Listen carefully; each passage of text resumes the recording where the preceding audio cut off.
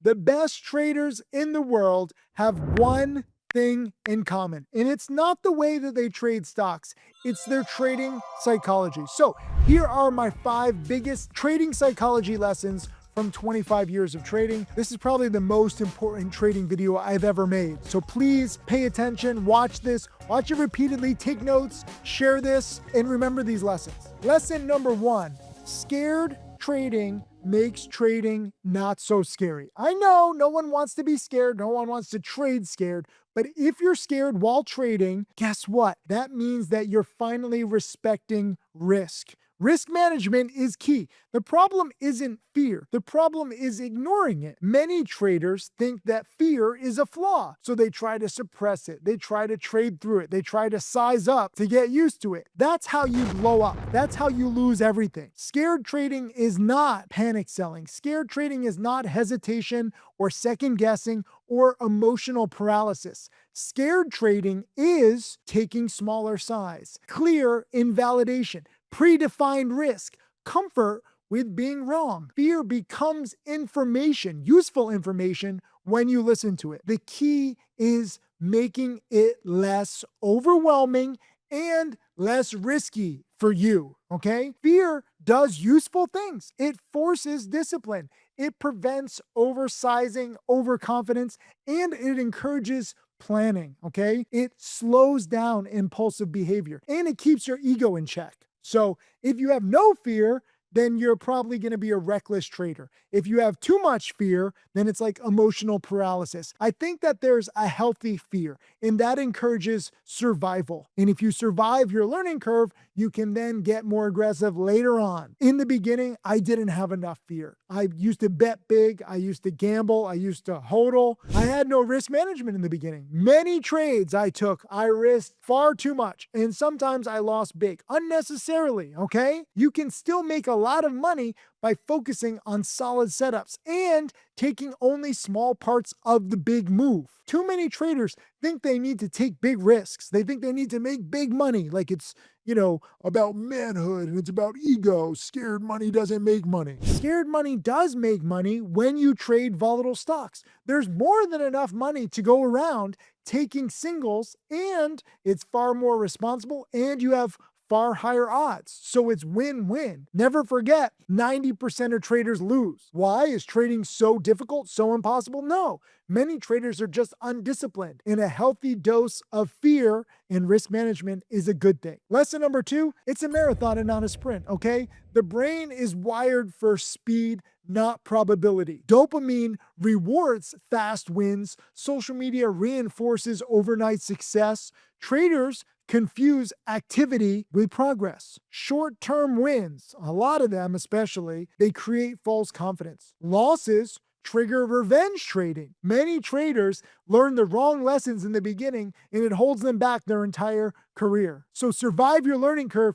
Get your knowledge account up first. Remember, you have 2 accounts, your knowledge account and your brokerage account. Many people don't want to grow their knowledge account. They're just focused on their brokerage account. I encourage you to prioritize optimizing your trading process and your trading psychology over your profits. The profits take care of themselves later on, okay? I actually screwed up. I actually made too much money in the beginning. I didn't develop a proper foundation. I took far too many undisciplined trades, and that held me back for a very long time. I never developed proper risk management. I actually had to learn from my top students. The funny thing is, I can teach what I've learned. I've still made millions of dollars, but I could have made millions more in a much better way. I'm still learning. I'm learning as a trader and I'm learning as a teacher. I see far too many people, they want fast money. So I have to give them the proper perspective so they develop properly at the proper time. Newbies should never trade big. You're just not ready for it yet, and it's not a bad thing. The good news is if you trade small, if you're paper trading in the beginning,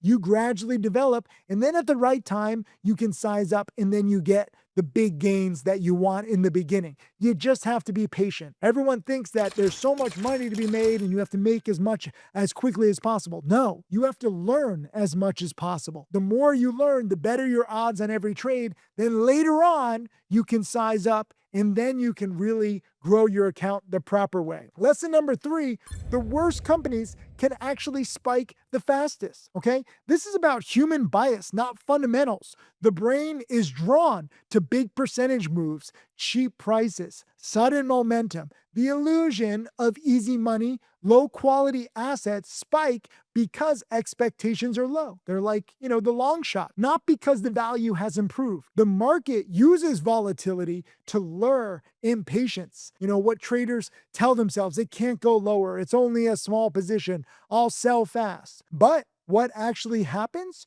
You're chasing green candles. You're ignoring proper exits. You're holding because of hope. And that turns trades, whether they're good or bad, into long-term investments, which shouldn't happen. The biggest runners, percent-wise, during COVID, they were actually crap companies, but it was a mania, and hodling worked, whether you're trading OTCs or crypto coins or NFTs. This is a different kind of mania because there's too many shorts, and while they usually do pound down most of the stocks into the ground, the few that take off have the worst fundamentals, they lure in the most short sellers, and then they get squeezed the most. So you have some of the worst companies spiking 1,000, 2,000, 3,000% in a few hours or a few days. It's pretty amazing. This is a difficult concept to understand, but the worst companies can spike the most. It's difficult to teach. People are trained to want to invest in good quality companies, right? Like blue chip companies, but you need to think opposite. I like the worst of the worst, because they can spike the most. And myself, as a former short seller,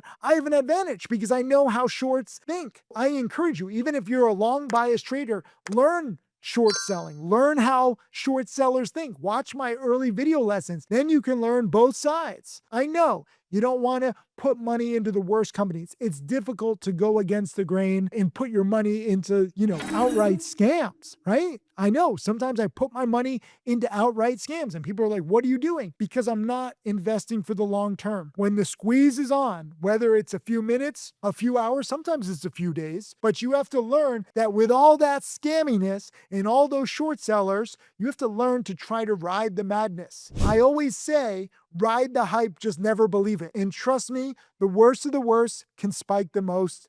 So just ride it. What's another trading psychology lesson? Well, going long is far better than going short. The market rewards patience and punishes arrogance. That's why going long is psychologically easier, statistically safer, and structurally superior to going short. Understand, I don't short anymore, and this is one of the lessons that I cover in my 25 years as a trader video. I highly encourage you to watch it. If you haven't watched it, please do, because I've been doing this now for 25 years. I hope to teach you a few things from this quarter of a century. I need you to understand, this isn't an opinion, okay? It's math and behavior. The market is biased against shorts by design. Markets trend up over time. Stocks trend up over time. Liquidity injections favor upside. Central banks intervene whenever there's a crash, not during rallies. So shorts, even if they might be right about the fundamentals, they have limited upside potential and they have unlimited risk. Longs have unlimited upside and limited risk. Newbies, people who've been trading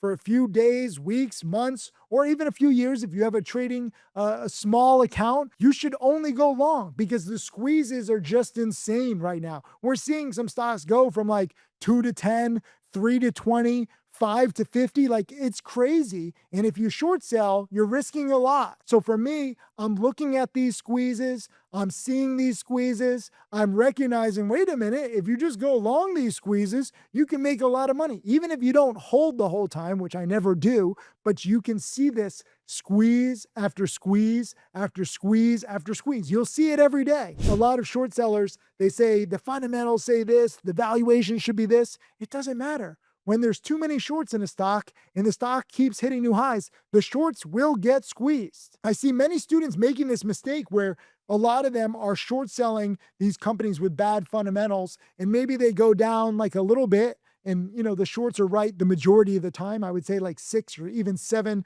sometimes even 8 times out of 10, the stocks do fade. But then 1 or 2 big squeezes wipes out all your gains and potentially even wipes out your entire account. And what's worse is that the squeezes happen like that. Some of these stocks can spike up 50, 100, 200% within seconds. And you can't necessarily cut your losses or get out because they get halted on the way up. So I highly encourage you to go long right now. Ride the hype, just never believe it. But if you do go short, I pray for you. And as I always say, I thank the shorts for their sacrifice, because without the short sellers, we wouldn't have these great squeezes. So thank you. Lesson number 5, trade like a sniper, not like an army, okay? Small accounts actually have huge advantages over big accounts. Everybody always wants to trade with a big account, but you don't realize that if you trade small, trade like a sniper where you aim small and miss small, you take the low-hanging fruit over and over again, you can really grow a small account fast without taking huge risk and without wasting a lot of time. Small accounts can literally take trade after trade that big accounts cannot take. Most traders with small accounts, they feel behind, right? They try to force growth, they take oversized risk, they chase a lot of plays up too high, they chase the volatility, and they want that one big trade to change everything. And that mindset destroys the very advantage that they have. Small accounts can enter and exit like near instantaneously. We can trade any stock that is moving big percentage wise, and you can take the spread, you can take 5, 10, 15, 20% pretty easily. You can size in very precisely. You can pivot without moving the price. You're not gonna, impact the price at all trading 1,000, 2,000, 3,000 shares when the stock is trading millions of shares. And you can take repeated single after single after single, these asymmetric setups over and over again. Big accounts cannot enter and exit quietly, okay? They cannot trade these fast moving stocks. They can't trade the low hanging fruit. They can't take small gains easily. They're not flexible. If you look at a lot of big accounts, they have to try to predict trends weeks or months or even years ahead because they have to size in and size out. Army trading, meaning like trading with big size, that oftentimes loses money due to big positions. You need confirmation after the move. You make slower decisions because you have to move like these massive position size. You have very limited flexibility. And when you're trading with such big size, you have a serious ego attached. Sniper trading is the key. It wins over time. You take the small size, you take the clear setups, you have a predefined risk, one clean shot, you win, you lose, you walk away. You don't need to think, I need one big win. The correct belief is, I need 100 small disciplined decisions. And if you do take those 100 small disciplined decisions, not only does your brokerage account, but your knowledge account grows. Let's not forget that. So how did I learn this lesson about small account sniper trading? Well, frankly, I sucked at trading with a big account. I had a hedge fund for a little bit. When I took big positions, I couldn't take the same trades that I was used to.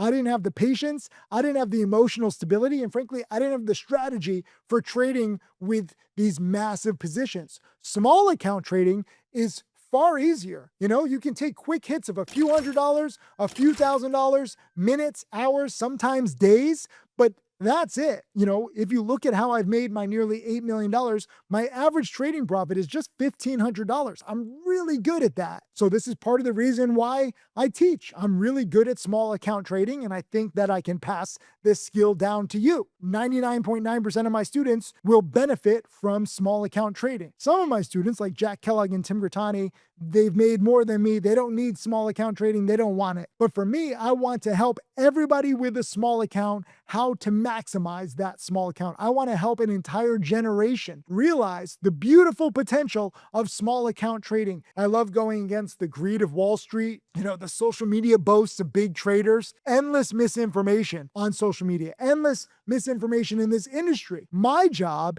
is to set everything straight. And I practice what I preach too. And I truly believe that small account trading is the single best thing that you can do. And if you are serious about trading, please follow this channel. Learn faster with me. I have so many lessons after lessons after lessons. I even have a community where I do live trading and Q&A, and my top students share their trades too. This is what is called my trading challenge. So you can learn here on this channel for free. If you want to take your education to the next level, the link is in the description. I'm going to teach you things that no one else does, and things that I've really optimized and perfected over the past 25 years. I don't know anybody else who proudly trades with a small account, but this is what I do, this is what I teach, and this is why I'm going to keep creating more and more millionaires over time using small account trading. Leave a comment below. Let me know if you understand this, and I hope to teach you and become my next millionaire student.